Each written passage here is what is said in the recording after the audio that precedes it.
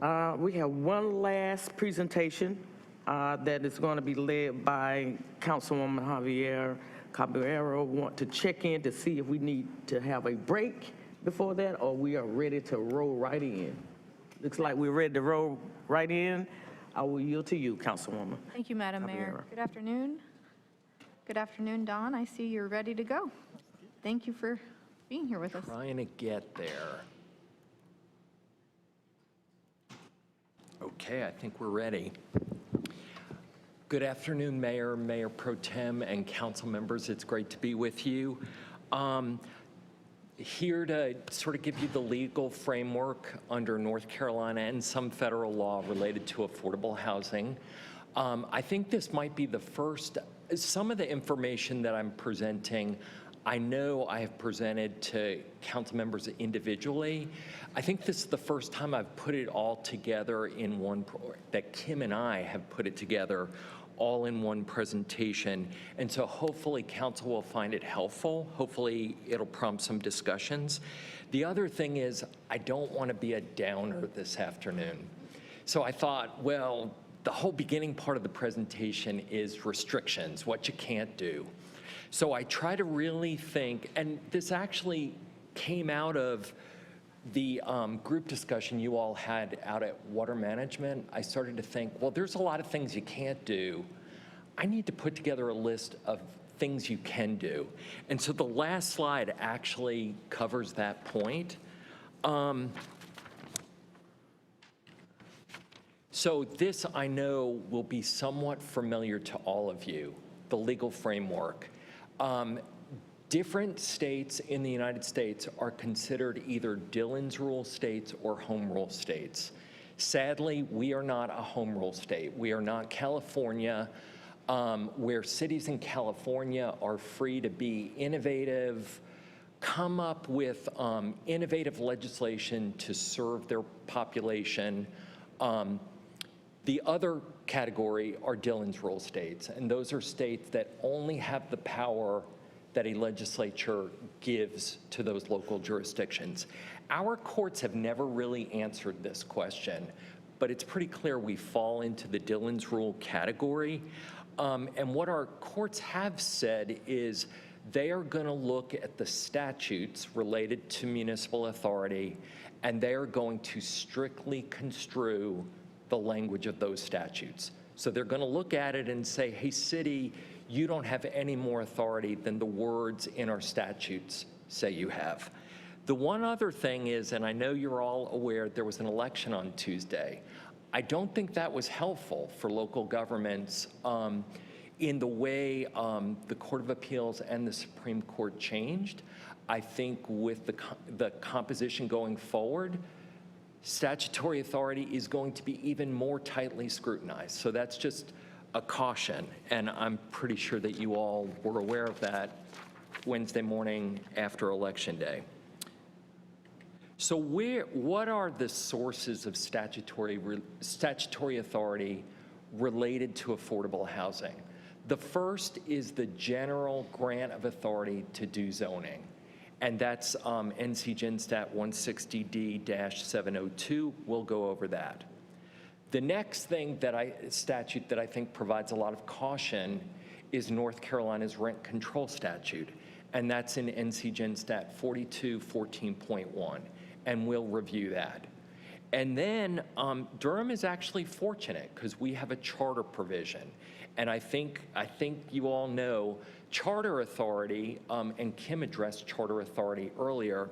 That's where the legislature says, hey, you city, specifically City of Durham, we are going to let you do the following thing. So it doesn't apply to everyone in the state. So Durham actually has charter authority, and we're going to review it today. It's Durham Charter Section 94.2, and if you're ever curious where the charter is, it's in the front of the Code of Ordinances, and all of our charter authority is listed there. Well, most of it is. One area of law that I haven't put on this slide, but does come up a lot in the affordable housing context, specifically when developers sue local governments, are Fifth Amendment takings claims under the US Constitution. And what a claim like that says is a developer may sue a city and say, hey, you required this of me, and you're not allowed to under the Constitution because you're taking my property. And there's a couple of principles under Fifth Amendment takings law. The first is nexus. Bottom line is whatever the regulation is, it has to be the regulation that you're imposing on the development, it has to solve a problem that the development actually caused. So that's nexus. And then the other thing is rough proportionality.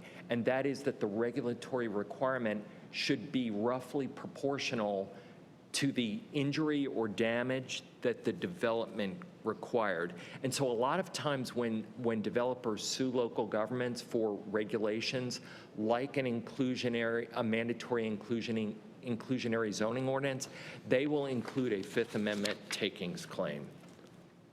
So let's look at what the legislature has said cities can regulate through its planning ordinances, and this is in GS 160D 702. These are things that matter to the way the streetscape looks and things like that. They're not that helpful in terms of affordable housing. We're allowed through our UDO to regulate the height and size of buildings, how much of an individual lot is occupied by a structure, size of yard, so like what is the front setback, side yard setbacks, rear yard setbacks, density, the uses of buildings and land, street and right-of-way dedication requirements, so if there's a new development, what should the streets look like, and recreational space requirements. You'll notice that there's nothing in that list that looks remotely like allowing a local government to regulate the ownership or the rents charged on property. So that's just, keeping in mind strictly construing statutory authority. I think the North Carolina Supreme Court would look at that statute pretty closely. Okay, so in light of this statute, is inclusionary zoning authorized? And I never like it when people use words and it's not clear to everyone in the room, what are we talking about? So mandatory inclusionary zoning, and I've written down a definition, mandatory inclusionary zoning requirements are those that require, it's not voluntary, require the inclusion of affordable housing units or a payment in lieu of providing affordable units in new development. So that's what I mean for purposes of our conversation. What does mandatory inclusionary zoning mean? So then the first question is that authorized under 160D 702? I think the answer to that question is no. I'm a little disappointed that former mayor and former Senator Wib Gully left the room because I'm actually about to talk about a piece of legislation that he tried to get adopted when he was a senator in 2001, and Democrats had more control back then. And he sponsored legislation. It was SB 1001, and it was introduced in 2001. And it would have been a statewide bill that would have allowed local governments to do mandatory inclusionary zoning. And I really would love to talk to Senator Gully about that at some point, because all I've ever been able to know about it is the legislative history on the General Assembly's website. It never made it out of the first committee. And I don't know if you ever look at bills, but generally, bills before they get voted on go through a number of different committees, and then they get referred to the Senate for full vote, House. It never made it out of the first committee. The very next legislative session, Senator Kennard from Orange County tried to get special legislation approved just for the town of Carrboro. And best I can tell, Senator Kennard took the language from Senator Gully's bill and had it just apply to Carrboro. And that's called special legislation. And that would have been a charter provision that would be in Carrboro's charter. It did not make it, it was not approved. And so there have been attempts in the legislature to get mandatory inclusionary zoning authority, and they haven't made it very far. As far as I know, there have been no other bills introduced since 2001, 2002. So the bottom line is, under North Carolina law, there is no statutory authority to engage in mandatory inclusionary zoning. Okay, I think the rent control statute also matters for purposes of this conversation, and clearly it would come up in any litigation. So what does GS 42-14.1 say? It's pretty clear language. It says a city may only control rents charged on either residential or commercial properties, and it gives 3 specific times. First, if the city has an ownership interest in the property, say, for example, the police headquarters, that's property that the city owns. Bullet point 2, the city is actually subsidizing rent, so we're giving money to tenants, and then we have a contract with the owner that says the owner of the building will control the rents because we're subsidizing it. So that's a situation. Or a property that has been subsidized with community development block grants. So under North Carolina law, those are the 3 times we are allowed to control rents. Okay, so the next source of authority that I'd like to review is the Affordable Housing Charter Authority that Durham has. And we're sort of unique to have this. It's actually good. And so what does it say? It says that the city of Durham is authorized to incentivize. And that word is important because required wasn't used. And there's another town where that word actually mattered. The town wanted required, but the legislature said no. And their language is the same. It says incentivize. Do you have a question? Is it Chapel Hill? Correct. And just so you know, and I was going to get to that. Their charter authority is pretty similar. It allows it under similar circumstances to ours, but it is my understanding that when Chapel Hill sought that charter authority, the then mayor of Chapel Hill actually went to their legislator and said, hey, it uses language like incentivize. We really wanted it to say required. It doesn't say, the adopted charter authority does not say required. So we're authorized to incentivize the development of affordable housing by either providing density bonuses, and I think you all know our Unified Development Ordinance does that. We offer density bonuses in the Unified Development Ordinances. And then the other phrase, I think, is something that has not been fully explored by the city. Not that staff hasn't. There have been efforts to look at this, but if the city offered other incentives of value, and obviously it has to be of value to the developer. So other than the density bonuses, we could incentivize the development of affordable housing by providing other incentives of value. And just so you know, when we get to the hopeful slide, my last slide, I actually mentioned, so what are some of those things that could be explored as other incentives of value to try to incentivize the development of affordable housing? And just, you know, my note there is the voluntary language used by the legislature. Like I said, Chapel Hill's charter authority is no more powerful than Durham's. It's very similar.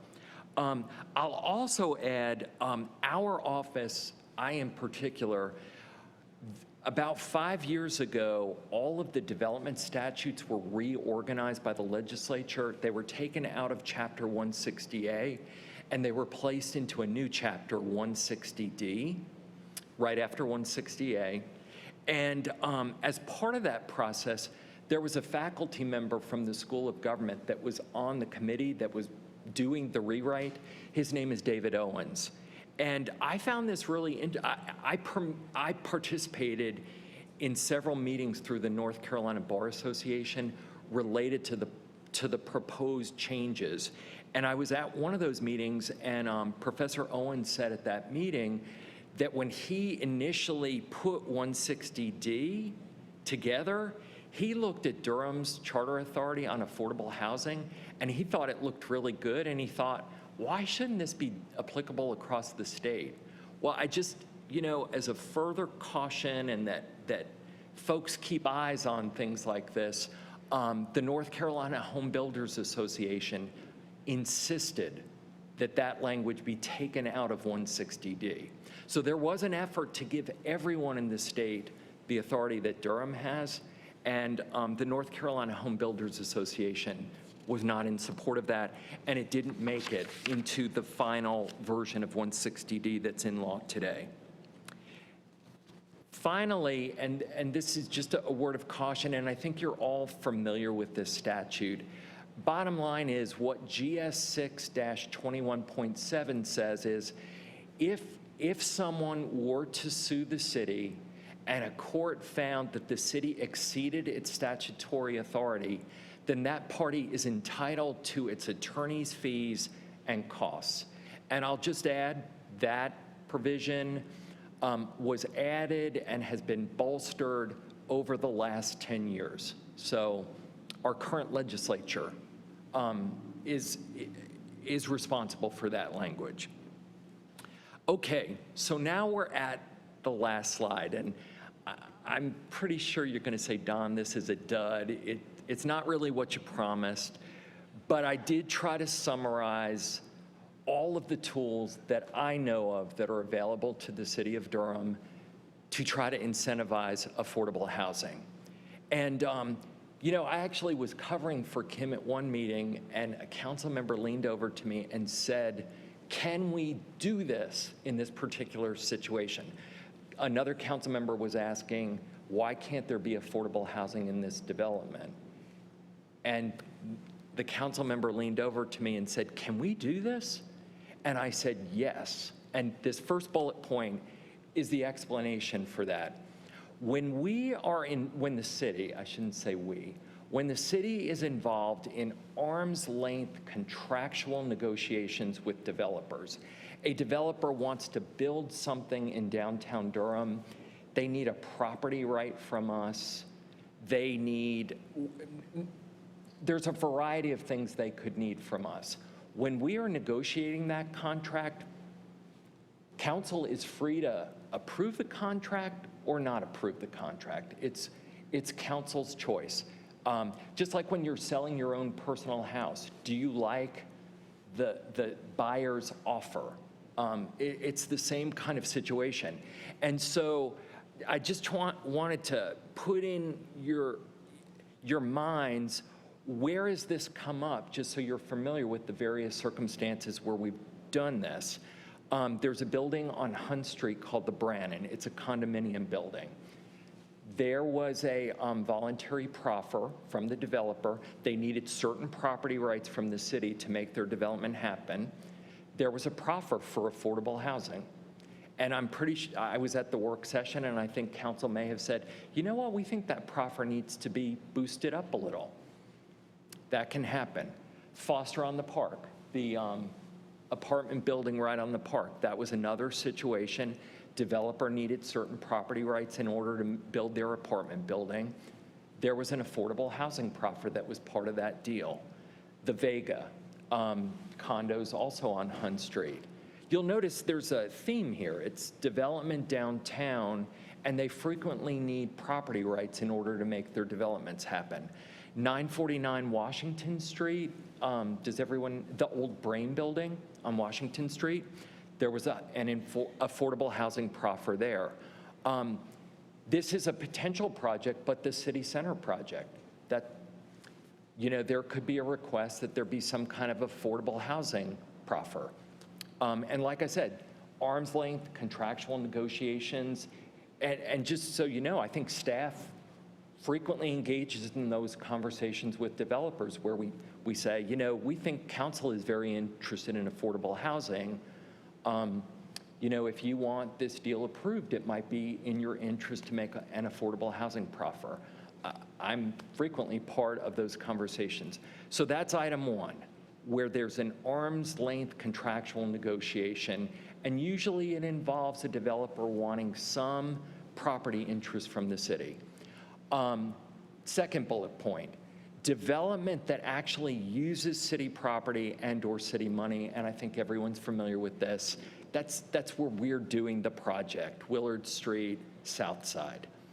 I know council is familiar with this, and I know that recently there was a development over on Carver Street that made an excellent affordable housing proffer. So voluntarily proffered development plan committed to elements. There's a lot of words there.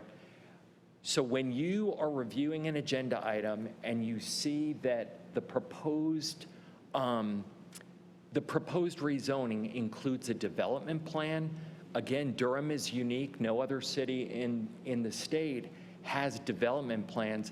And what's unique about a development plan is developers proffer what are called committed elements, and those become obligations under the zoning. So that is another setting in which developers they can voluntarily make proffers that are related to affordable housing, and we've seen a number of those in Durham. The fourth point, the statutory development agreement, and the biggest example of this, well, it's the only one that's been adopted so far, Farrington Affordable Housing.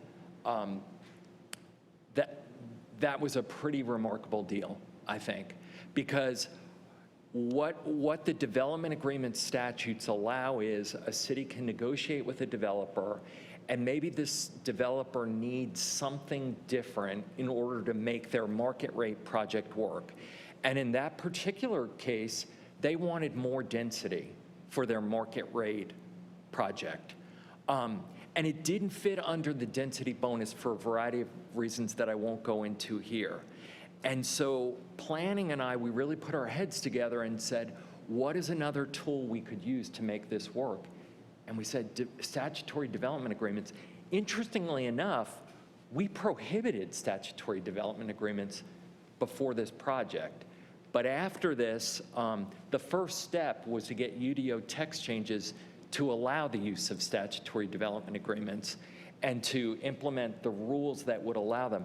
And what we were able to do in that agreement, what council was able to do since you all approved it, is it gave the market rate part of the project the increased density that they wanted. And they are constructing 82 units of affordable housing in an area where there is very little affordable housing. So that's another tool that Durham has used. And then the final bullet point is, and this is going back to our charter authority, what it says is we can incentivize using either density bonuses or other incentives of value. So what are incentives that a developer might potentially want? And I sort of thought about that. Potentially there are areas of regulatory relief that can be offered, whether it's in the planning context. It couldn't be the inspections context because that's the state building code. But maybe there are areas of regulatory relief that could be offered. Another thing that developers frequently want is expedited consideration. Potentially, there could be assistance from the city with development fees. And I would caution, we can't just waive fees. This might, and I hope Manager Page doesn't get excited at me, all of this would need to be vetted. But I think city funds would need to be allocated to implement some of that. Like if we were gonna, you can't just waive fees, but potentially there could be grants for fees. And so that would need to come from the general fund. There are just a variety of areas that could be explored with the manager's office and staff to offer other incentives of value. And that's the end of my presentation. thank you, Attorney O'Toole. I've been waiting for your presentation, and as usual, you delivered. And that was the highlight of of my question is, where do you think we can dig into incentives of value to try to flesh that out a little bit more? That sounds like the catch-all provision that's a part of the statute, so. And you know what I'd I be would say, interested in Mayor? knowing It's how. whatever would induce a developer to give us affordable units. And so I think that would be interesting to explore with staff, with the development community. You know, Okay. what would you want to see? And then we could explore whether we could actually do that. But I don't know that we've ever, there have been attempts, please don't get me wrong, but I don't know that we've ever fully vetted out what we could do under that charter authority provision. Do you have, because I know you're a deep thinker, do you have a maybe, or could think about a suggested process for that, for exploring? I would be happy to work with the manager's office and staff on doing that. Okay, thank you. That's great. Thank you. Thank you, Dawn, for the presentation. Councilmember Holsey Hyman? I just, very interesting. Is there, and I know you gave us examples, but is there any way you can kind of take the slide and give us examples under that I can, like we can have, you know, different ways that we can actually tap into these different? So with these tools, so I tried to do that. You know, the first one, I gave all the examples that I knew of, where we were engaged in arm's length contractual negotiations, and those developers actually made proffers. You know, in that slide, the proffers were all financial. But, I mean, and it wasn't a proffer because it was a contractual negotiation, but the affordable housing component was a financial donation, but it could be units. Then, you know, developments that used city property or city money, I gave the two that are most recent and that I'm familiar with. The Willard Street Apartments near Durham Station, and then the South Side development. Voluntarily proffered development plan commitments, there's a bunch of those, because I think council is aware, frequently you get donations to the Affordable Housing Fund. And then there was that recent development, and I think it was called Carter Street Assemblage, where they actually are building, well, they are making lots through like the foundation, and then they're giving them to Habitat for Humanity for them to complete the houses. I mean, I thought that was a pretty amazing proffer. So that's an example of kinds of voluntary proffers that you can get through development plan rezonings. And then statutory development agreements, Farrington Affordable Housing is the only one that we've done to date. But believe me, when planning and I talk to developers, we're always keeping in mind that there is this statutory development agreement tool that we can maybe use. I can't mention the development because it's a very preliminary, but Fred Lamar and I actually were talking to a developer downtown today, and we actually talked about, well, maybe the statutory development is a way of facilitating you getting what you need and maybe you providing some actual affordable housing units. So those conversations do go on all the time.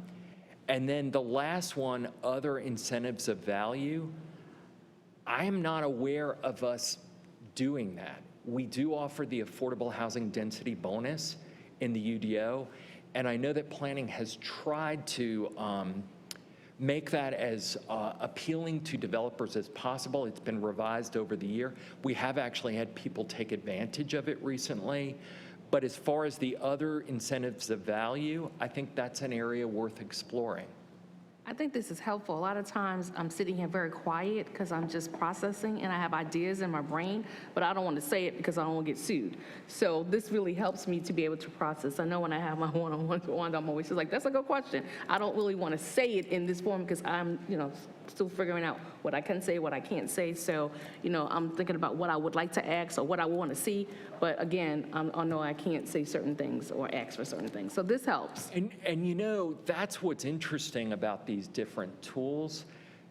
The first one, the contractual negotiations, you're pretty much free to say what you want in that conversation because you're a property owner, and if the deal isn't good enough, you can say that.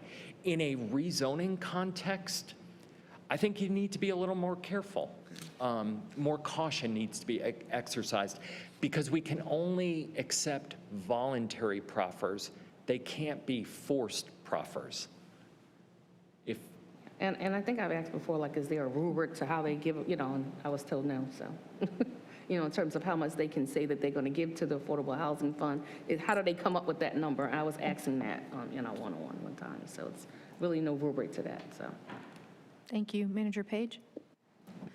Thank you for the opportunity. Thank you, Attorney, for this wonderful presentation. I am very intrigued with the other incentives of value under the city's charter authority as we think about innovative ways to get more than what we currently are getting in terms of partnerships with our private sector developers. I heard you mention, regulatory relief. I heard you mention, expedited review. My main question about the intent of this provision that we have is where do the conversations around those incentives take place from your perspective? The rest of these, we have done them before, and we're pretty sure of who has the conversations and where the negotiations take place. I'm just wondering if you have just general information at this point about what was intended when that was put into the UDO. Well, it's in the charter. The other incentives, so that's in the charter. I think all that did was give the city leeway as far as how could it incentivize affordable housing. And so fortunately for us, the legislature said you could give density bonuses, and the words are other incentives of value. And so as long as it's legal, like, for example, we cannot waive state building code requirements. That would not be an incentive that we could offer someone. But if we, and I do not want to get ahead of the manager's office, but if there was grants for application fees, if your development is going to include affordable housing, then the city will pay the development application fees. That is an incentive of value that could be offered. Sarah and I were talking just before, Sarah Young, I'm sorry, the planning director, expedited review. If the city designated staff, so they're paying for this staff, to do expedited review for projects that include affordable housing, that's an incentive of value that I think would be legal under the charter. Thank you. Mayor Pro Tem? Thank you, Councilmember Caballero, and thank you so much for this presentation. I was really, really looking forward to it. Very, very quickly, firstly, as part of my work with the North Carolina League of Municipalities, we're planning to try and use our legislative muscle to codify this for the rest of the state, municipalities around the state. So hopefully we'll see how that works out. Two, I had a really interesting conversation about the language incentives of value with a colleague from across the aisle, another municipality member of the legislature, who said this was actually kind of a wink at that to cities that, okay, we're not going to give you compulsory power, but if you want to engage in a marketplace, and you're free to do it. And examples that one of the things I said, a developer, like if we own a lot of cars, a developer, hey, you want a fire truck for affordable housing? Chances are they're not going to want anything from our fleet. And what it usually comes down to, and this legislator told me, is that nothing excites a land developer like more land. Easements or Or, for example, if we said, we'll give you part of 505 West Chapel Hill to do parking for your employees, that's a thing of value. That's an actual market commodity that we as a city, if we want to put our money where our mouths is, could give pieces of our land away, which we kind of do. We did at Willard Street, but we developed it. But if we want to say to a developer, you can choose a fire truck, a surplus police car, because you can sell that, or here's some land for parking, or here's, and that's usually what it comes down to. And the folk who put this language in there knew what they were doing. So in other words, it was almost not like a joke, but what he was saying is, we're going to force you to act like a market player. You can't just tell folk to give you something without giving them something, and we'll leave it up to you to come up with whatever is of value. Whether you own staplers, you own computers, you own a lot of stuff as a city, you got to barter. You got to make an exchange of value. So, Well, and to be clear, I think that's the first bullet point that I had up, arm's length contractual negotiations. It's redundant. If someone wants something the city has, we can enter into a contractual negotiation. And that was do that. Right, and that was the joke. He was kind of like, that was kind of like the wink wink that the legislator on the other side of the aisle was saying to me, that, it's basically another way of saying you got to give to get. But we're not going to allow you to just order them to do it. You've got to make them whole. And that's basically, what it came down to. The final question I had, and I think you've already touched on it, the differentiation between arm's length contractual negotiation and a public hearing for rezoning or annexation. If there is, and kind of a nuanced, because I think sometimes, it's tempting to get into contractual negotiations during an annexation hearing or rezoning hearing, and what are the lanes and the differentiation, albeit maybe nuanced or perhaps even stark, between the two? So what I would say is, when property is in the process of being, you annex and then you immediately zone. Otherwise, it's a free-for-all. Land without zoning after 60 days, a developer could do whatever they wanted. That's why consolidated annexation items, there's that language in your staff report that says you need to zone this land right away, because it would be problematic if it was unzoned. The way, and we've discussed this, in a zoning hearing, you're limited by our general zoning authority. And so I think council is free to raise questions and concerns that you have about development. I think it is a perfectly acceptable question to say to an applicant, are you planning to include any element of affordable housing? In a land use approval setting, what I would say to council is, listen to the answer. If you're satisfied with the answer, approve the rezoning. If you're not satisfied with the answer, don't approve the rezoning. But a contractual negotiation where someone wants something from us, that's a more open-ended discussion. To the mayor's point earlier and question, I think this is a really critical difference. By the time they get before us, I would imagine the time for contractual negotiation has passed. We're much more constrained, I would think. So is there some type of could we as a council say to our planning department, here's a menu of items that the council has determined that when you're in the negotiation stage, for example, if you're willing to do this, the council's willing to do this before you actually get, if that makes sense. So let me be clear. Usually those contractual negotiations don't involve planning. And then the second thing I want to say is staff and the attorney's office don't do that in a vacuum. It is brought to the manager's office.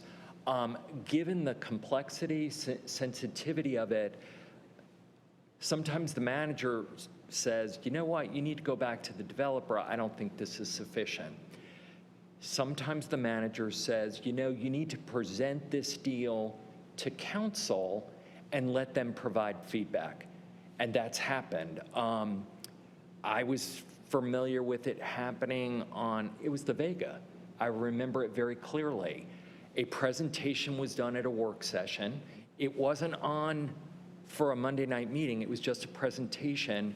And I remember council saying to the developer, you need to up the ante. There needs to be more.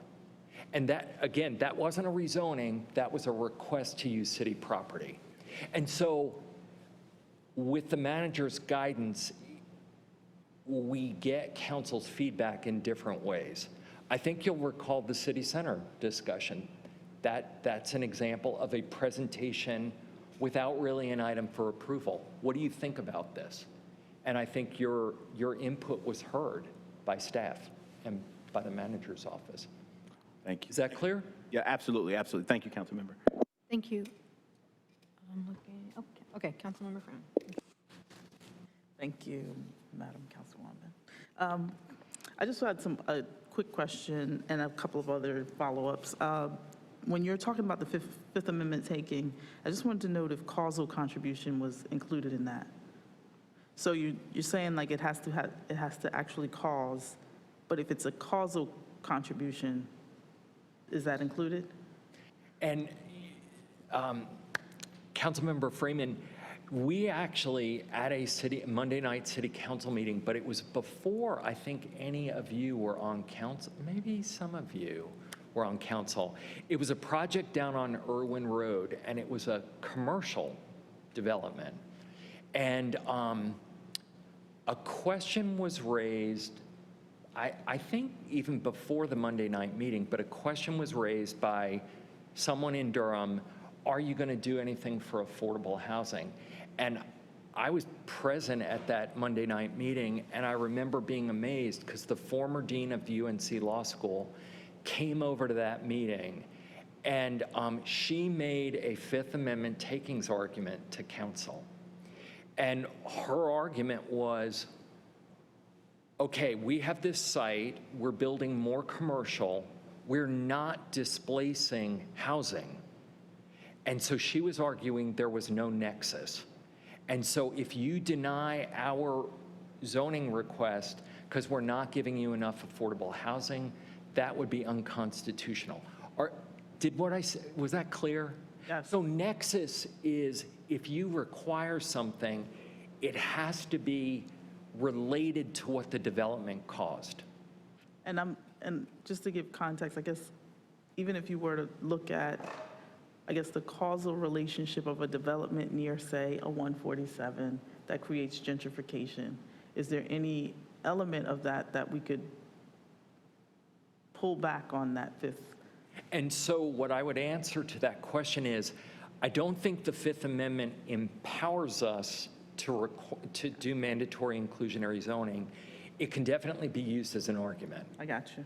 And then on the committed element side, I wanted to, just a note, like, I know one of my colleagues mentioned a kind of a tool. I was wondering if you could include like 20% affordable housing as a committed element, or donated land to affordable housing, or to an affordable housing developer, or statutory development agreements for a child care center, or solar on a roof, or electric car hookups for every house. Like, I don't know that there's a limit, what the limit would be beyond whatever the council could come up with. And so when you're talking about committed elements, again, that's part of a D plan rezoning, and that is done pursuant to charter authority. That has to be something that the developer proffers. So it's not something we could require, Nope. But if a developer proffered on-site childcare, affordable units, charging station, if they included that as a proffer, council would be free to accept that. Thank you. And I also, on the incentives of values, I'm wondering, more than just a kind of a suggested process for exploring, if we might want to look at creating that type of menu around what X would be for regulatory relief, like a list, like that menu. Yeah, I think I want to say more, but I don't, because I don't want to give it all away. But I think it's important to just note This is a great conversation to have, and I'm looking forward to seeing what that process will look like. But I want to make sure that it's not limited to the process. I want to actually make sure we are looking at like what it is we can actually be asking for proffers around. Thank you, Councilmember Williams. What I'm still learning about this. How does a neighborhood what is it called? Neighborhood Overlay. Yeah. overlay. How does that play into this? So, we've got a couple of neighborhood protection overlays in Durham. That's a neighborhood-initiated process, goes through planning, has to be approved by city council. Those are extra regulatory hurdles that people have in their neighborhood. So sometime, the last one was, is it Old West Durham? Yeah. That, a lot of folks in the neighborhood really wanted that to be approved, but then there were some folks that spoke out vehemently against it because it wasn't going to allow them to do what they wanted to do with their property. So it's an extra layer of regulation. Thank you very much. Thank you. Any other colleagues? Okay, I have a couple of questions, or really, I really appreciated the presentation. When I looked at this a few nights ago, I was rather excited, especially around the incentive piece. Could we potentially, because I think there is interest, Dawn, I know I've emailed you about that issue. Could we potentially create, and you responded, you're like, I don't see any, any. What was the suggestion? The email was, could we create an alternative pipeline? Could we incentivize affordable housing through our planning process to route things? Because we know right now rezoning is around 18 months. And is there an opportunity to get that down to like 6 months, right? You're going to give us a thing, you get a lot less time, because we know time is money for our development community. So I am deeply interested in this, and I'm wondering if a few of us who are on JCCPC could potentially bring this back to a project there. We meet on November 30th. I will absolutely be happily, enthusiastically willing to bring it during just public comment. And I also could talk to the chair of And I would add, JCCPC. Sarah Young, the planning director, is going to be doing a deep dive with you at a work session in about a month or so. And I know that she's thinking about these ideas. And I will say that we have several developers, local developers. I ask folks on the regular, what can we do, what can we do? And that has predictability and helping with timeline. Those are the two things that folks have said consistently every time. And I think that, honestly, maybe even 3 or 4 years ago, we didn't have the affordable development community that we have now. We didn't have the success stories that we have now, and we're getting really good at this. And so when I think about how many folks, I think about the Carver Street assemblage, that developer out of DC, they do have mandatory inclusionary zoning. Those folks know how to do this well, because they have to do it every day. So I think that there's some really important opportunities for us to start to dig in. And I know that there's several in our development community who are eager to meet this need. Thank you. Does anyone else have any other questions or comments? Madam Mayor? Thank you all. I think that went well. Y'all think that went well today? We are going to continue it. At this time, I'll turn it over